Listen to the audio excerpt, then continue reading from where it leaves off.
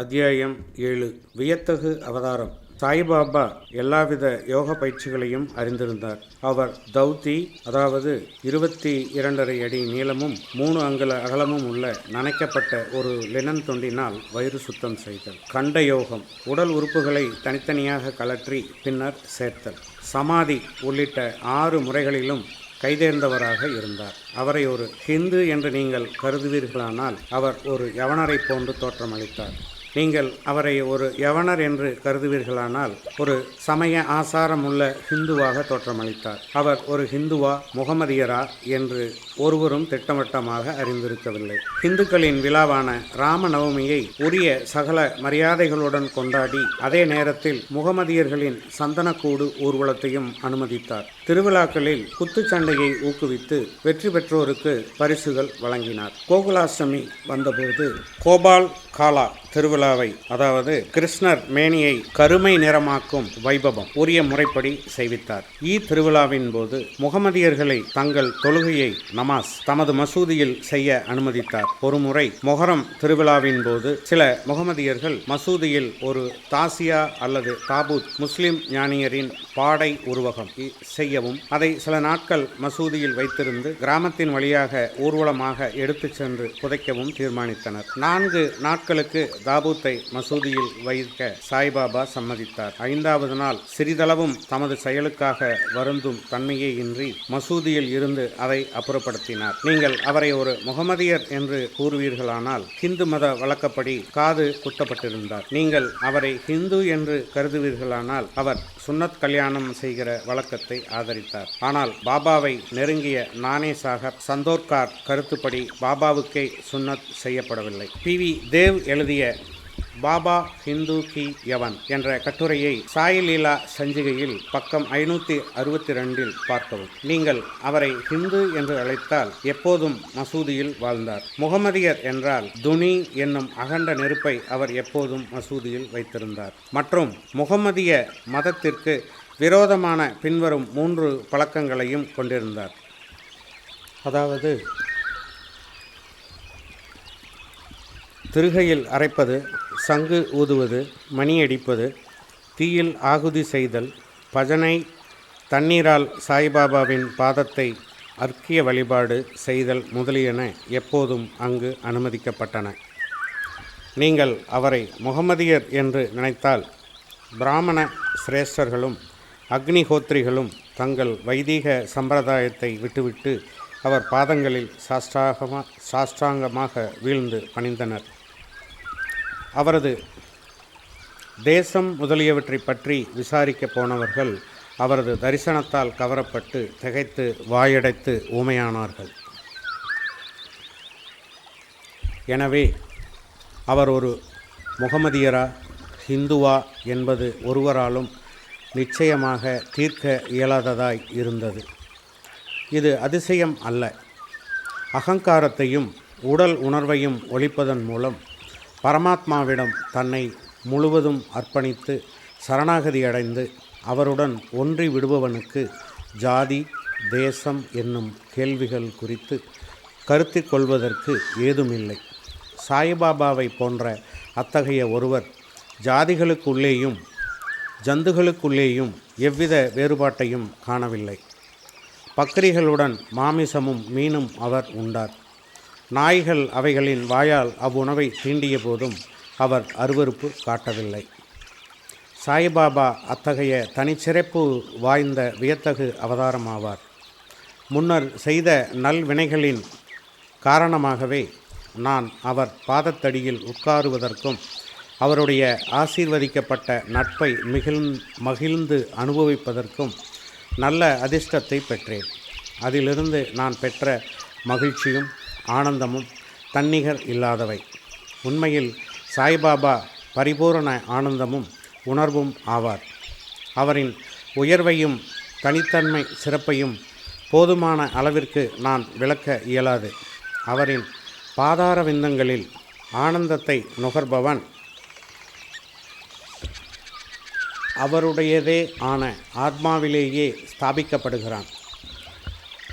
முக்தியில் ஆர்வமுள்ள பல சந்நியாசிகள், சாதகர்கள் மற்றும் எல்லாவித மக்களும் சாய்பாபாவிடம் வந்தனர்.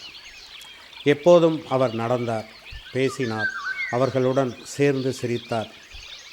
எப்போதும் நாவினால் அல்லாஹ் மாலிக், இறைவனே எஜமானர் என மொழிந்தார். அவர் விவாதத்தையோ கலகத்தையோ விரும்பவில்லை.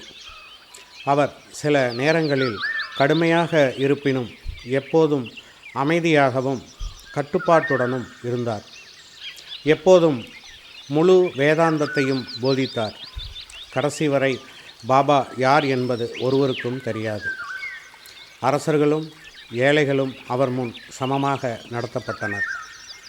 அனைவருடைய ஆழ்ந்த இரகசியங்களையும் அவர் அறிவார்.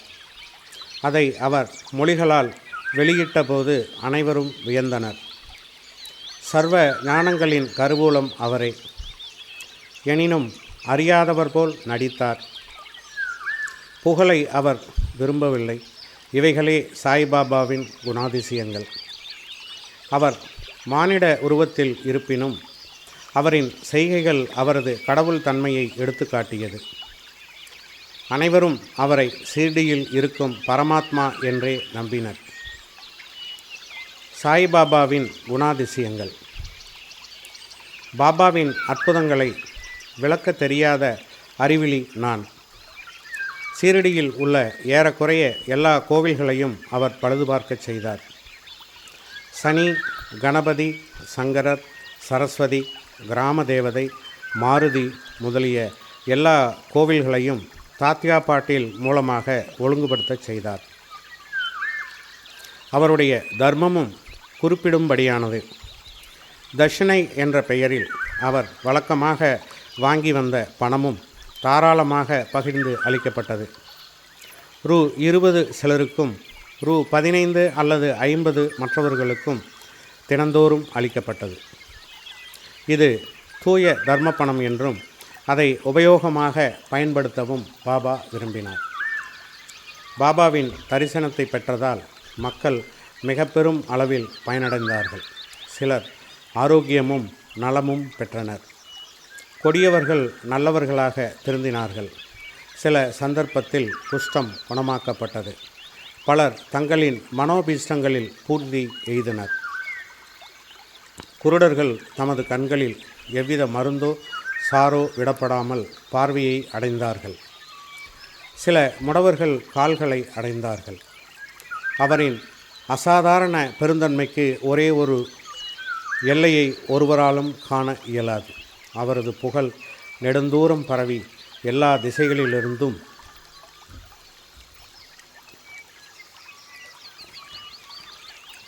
யாத்ரீகர்கள் ஷிர்டியை நோக்கி திரண்டனர். பாபா எப்போதும் துனி அருகிலேயே அமர்ந்திருந்தார். அங்கு தம்மை ஆசுவாசப்படுத்தி கொண்டார். எப்போதும் தியானத்தில் அமர்ந்திருந்தார்.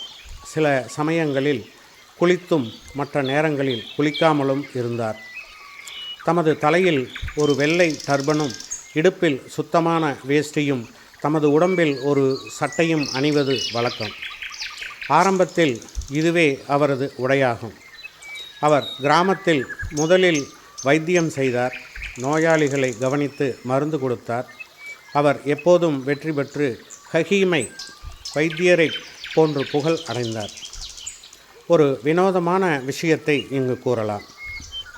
ஓர் அடியவரது கண்கள் சிவந்தும் வீங்கியும் இருந்தது.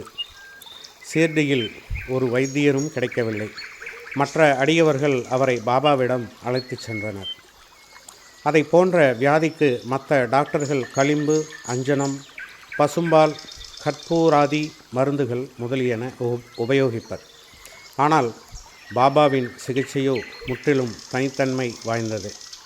சிறிது பிப்பாவை, அதாவது சலவை செய்பவர் குறியிடும் செங்கோட்டைக்காயின் பசை, கைகளால் 2 உருண்டை செய்து நோயாளியின் ஒவ்வொரு கண்களிலும் அவ்வுருண்டையை திணித்துவிட்டு துணியால் கண்களை சுற்றி கட்டு போட்டு விடுவார். மறுநாள் கட்டு அவிழ்க்கப்பட்டு தண்ணீரால் சுத்தம் செய்யப்பட்டது. எரிச்சல் மறைந்து கண்மணி வெண்மையாய் சுத்தமாகிவிட்டது. கண்கள் நுண்ணிய உறுப்பான போதும் செங்கோட்டை பசை அவற்றுக்கு எவ்வித தீங்கையும் அளிக்கவில்லை. இம்மாதிரி பல வியாதிகளை குறிப்பிடலாம். ஆனால் இந்நிகழ்ச்சியே குறிப்பில் உள்ளது.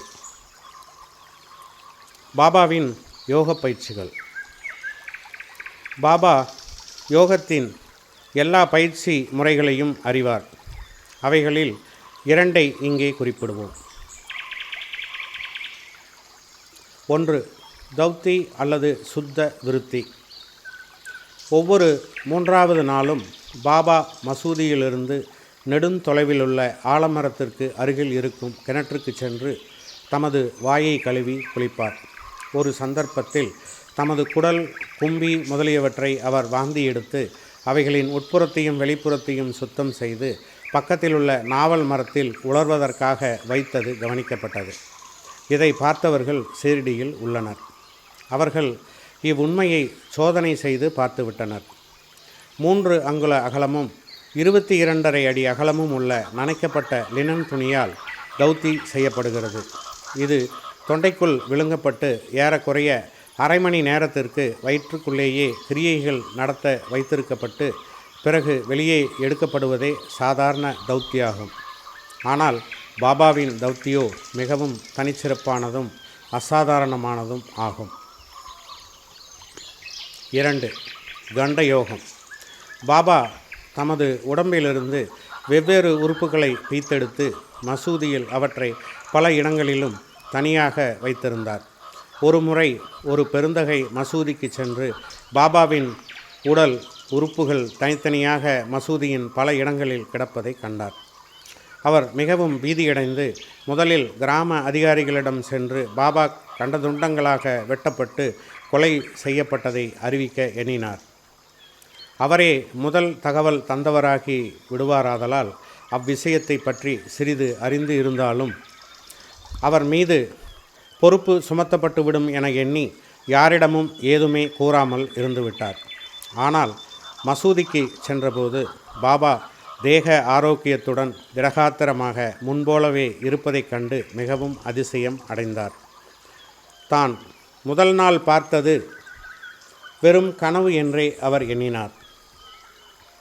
பாபா தமது சிசு பருவத்தில் இருந்தே யோகம் பயின்றார். அவர் பெற்றுள்ள திறமையை ஒருவரும் அறிந்திருக்கவில்லை, அன்றி ஊகிக்கவும் இல்லை. தமது சிகிச்சைகளுக்கு எவ்வித பணமும் அவர் வசூலிக்கவில்லை. தமது தகமைகளின் திறத்தின் பயனால் புகழ்பெற்று பெருமையுற்றார்.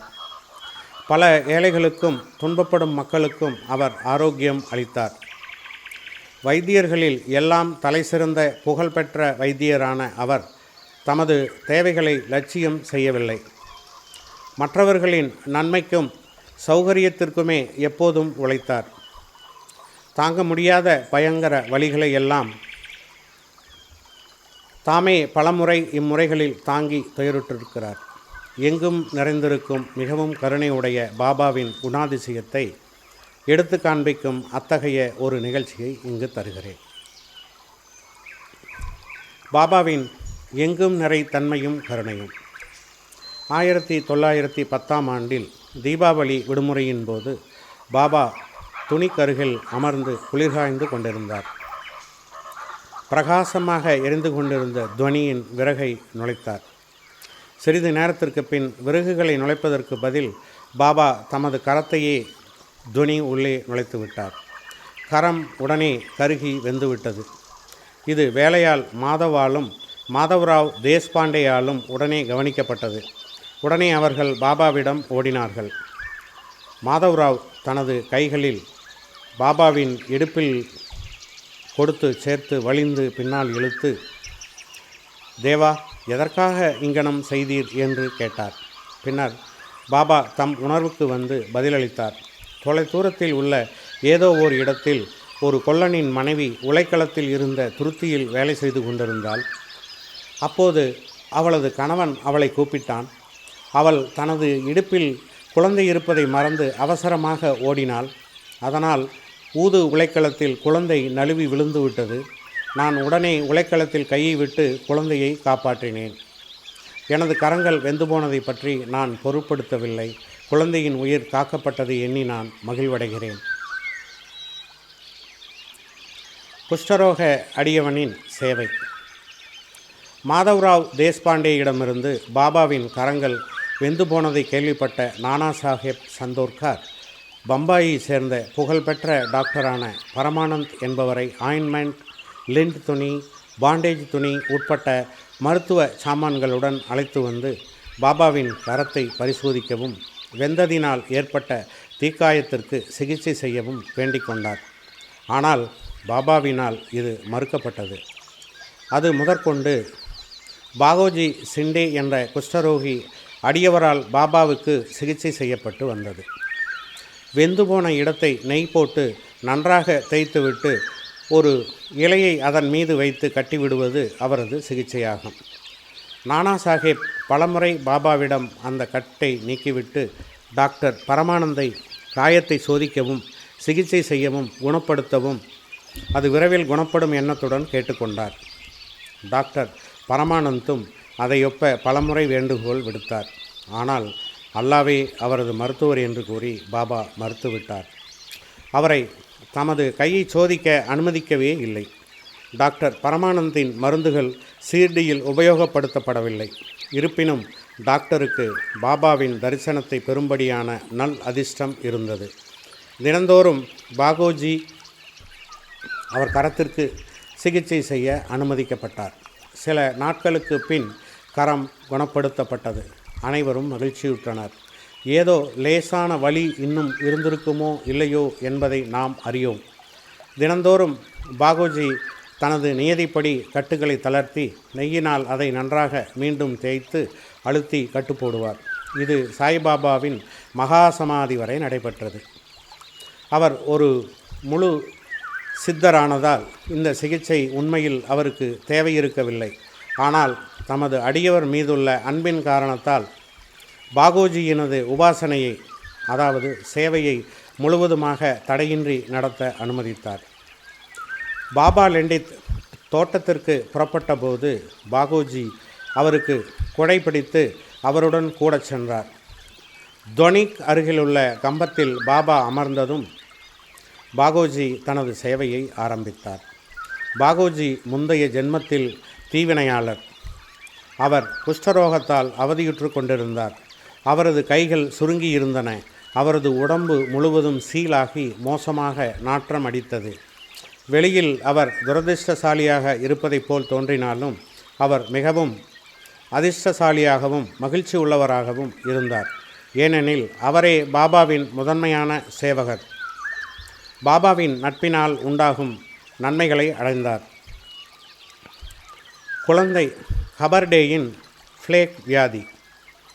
பாபாவின் மற்றொரு வியத்தகு லீலையை இப்போது கூறுகிறேன். அமராவதியைச் சேர்ந்த தாதா சாஹேப் கபர்டேயின் மனைவி சீர்டியில் தன் இளம் புதல்வருடன் சில நாட்கள் தங்கியிருந்தாள். அப்போது அவளது புதல்வனுக்கு அதிக காய்ச்சல் வந்தது. அது நெறிக்கட்டி ஃப்ளேக்காக பெரிதானது.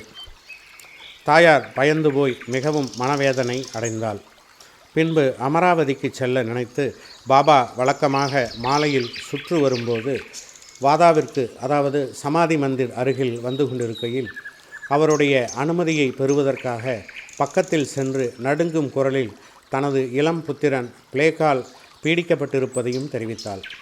பாபா அவளிடம் அன்பாகவும் மிருதுவாகவும், வானம் மேகங்களால் சூழப்பட்டிருக்கிறது, அவைகள் உருகி ஓடிவிடும், எல்லாம் எளிதாகவும் தூயதாகவும் ஆகிவிடும் என்று கூறினார்.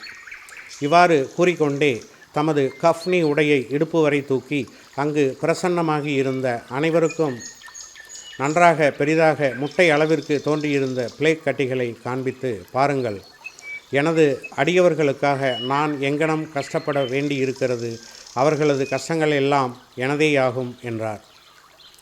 இந்த சிறப்பான அசாதாரண செயலை அதாவது லீலை மக்கள் கண்ணுற்று ஞானிகள் தங்கள் அடியவர்களின் துன்பங்களை தாங்குகிறார்கள் என்று உறுதியடைந்தனர். ஞானிகளின் உள்ளமோ மெழுகைவிட மிருதுவானது. உள்ளும் புறமும் அது வெண்ணெயைப் போன்று மிருதுவாக இருக்கிறது. எவ்வித லாபமும் பெரும் நோக்கமின்றியே அவர்கள் தங்கள் அடியவர்களை நேசிக்கிறார்கள். அவர்கள் உண்மை உறவினராயும் எண்ணுகின்றனர். பண்டரிபுரத்திற்கு செல்லுதலும் அங்கு தங்குதலும்.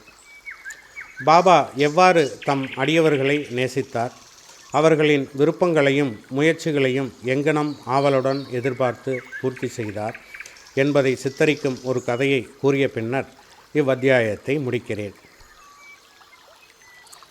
காந்தேசில் உள்ள நந்துர்பாரின் மம்லதார் நானா சாஹேப் சந்தோர்கார் பாபாவின் பெரும் அடியவர் ஆவார். அவருக்கு பண்டரிபுரத்திற்கு மாற்றலாகும் உத்தரவு வந்தது. சாய்பாபாவிடம் அவர் கொண்டுள்ள பக்தி பழுத்தது. ஏனெனில் அவருக்கு பூலோக வைகுண்டம் என்று அழைக்கப்படும் பண்டரிபுரத்திற்கு போய் தங்க உத்தரவு கிடைத்திருக்கின்றது. நானா சாஹேப் அவசரமாக வேலையை ஒப்புக்கொள்ள வேண்டிய கட்டாயமும் இருந்ததால் அவர் அவ்விடத்திற்கு உடனேயே ஒருவருக்கும் தெரிவிக்காமலும் எழுதாமலும் புறப்பட்டார். அவர் தனது பண்டரிபுரமான ஷிர்டிக்கு ஒரு திடீர் விஜயம் செய்ய விரும்பினார். தமது விட்டோபா அதாவது சாய்பாபாவை பார்த்து வணக்கம் தெரிவித்து பின்னர் புறப்பட எண்ணினார். ஒருவரும் நானா சாஹேப் ஷிர்டிக்கு போவார் என்று கனவு கூட காணவில்லை. ஆனால் சாய்பாபா இதை அனைத்தையும் அறிவார். ஏனெனில் அவர் கண்கள் எங்கும் வியாபித்திருந்தன. சர்வாந்தர்யாமி. ஷிர்டியிலிருந்து சில மைல்கள் உள்ள நிம்காவனை நானா சாஹேப் அடைந்தபோது ஷிர்டியில் மசூதியில் ஒரு பரபரப்பு ஏற்பட்டது. பாபா உட்கார்ந்து கொண்டு மகிழ்சாபதி, அப்பா சிண்டே, காசிராம் இவர்களுடன் பேசிக்கொண்டிருக்கையில் திடீரென்று, நாம் நால்வரும் பஜனை செய்வோம், பண்டரிபுரத்தின் கதவுகள் திறந்திருக்கின்றன, நாம் மகிழ்ச்சியாக பாடுவோம் என்றார். அப்போது கோஷ்டியாக அவர்கள் பாடத் தொடங்கினர். அதன் பல்லவி, நான் பண்டரிபுரத்திற்கு போக வேண்டும், அங்கே தங்க வேண்டும், ஏனெனில் அதுவே எனது பரமாத்மாவின் வீடு. பாபா பாடினார். அடியவர்களும் அவரை தொடர்ந்து பாடினர். சிறிது நேரத்தில் நானா சாஹேப் தனது குடும்பத்துடன் வந்து பாபாவின் முன்னால் வீழ்ந்து பணிந்து அவரை தங்களுடன் பண்டரிபுரத்திற்கு வரவும் அங்கு தங்களுடன் தங்கும்படியும் வேண்டிக் கொண்டார். அவ்வேண்டுகோள் பாபாவுக்கு தேவையாயிருக்கவில்லை. ஏனெனில் மற்ற அடியவர்கள் நானா சாஹேப்பிடம் பாபா ஏற்கனவே பண்டரிபுரத்திற்கு போவதற்கும் அங்கு தங்குவதற்குமான ஊக்கத்துடன் இருப்பதாக தெரிவித்தனர். இதை கேட்டு நானா சாஹேப் உணர்ச்சி வசப்பட்டார். பாபாவின் காலடியில் வீழ்ந்தார். பிறகு பாபாவின் அனுமதி, உதி மற்றும் ஆசீர்வாதங்களை பெற்றுக்கொண்டு நானா சாஹேப் பண்டரிபுரத்திற்கு புறப்பட்டார். பாபாவின் கதைகளுக்கு ஒரு முடிவில்லை. ஆனால் இங்கு நிறுத்தி அடுத்த அத்தியாயத்தில் மானிட வாழ்க்கையின் முக்கியத்துவம், பாபாவின் இறந்து வாழும் வாழ்க்கை, பாயாஜாபாவின் சேவை மற்றும் பல கதைகளையும் கூறுகிறேன். ஸ்ரீ சாயி பணிக. அனைவருக்கும் சாந்தி நிலவட்டும்.